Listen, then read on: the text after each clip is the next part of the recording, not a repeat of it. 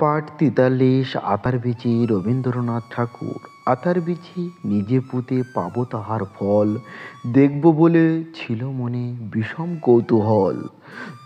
তখন আমার বয়স ছিল ৯, অবাক লাগতো কিছুর থেকে কেন কিছুই হয়।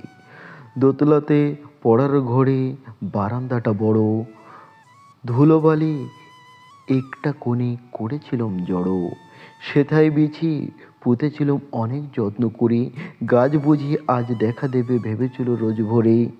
জানালাটা পূর্ব ধারে, টেবিল ছিল পাতা, সেখানেতে পড়া চলতো পুঁথিপত্র, খাতা রোজ সকালে উঠত জমে দুর্ভাবনার মতো।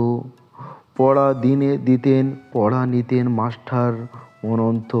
পড়তে পড়তে বারে বারে চোখ যেত এদিকে, গোল হতো সব বানানেতে, ভুল হতো সব ঠিকে, অর্ধেক অসহ হতো খবর কে তা জানে।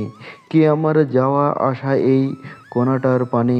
২ মাস গেল, মনে আছে সেদিন শুক্রবার, অঙ্কটি দেখা দিল নবীন সুকুমার। অঙ্ক কষার বারান্দাটে চুন সুরকির কোণে অপূর্ব সে দেখা দিল, নাচ লাগানো মানে।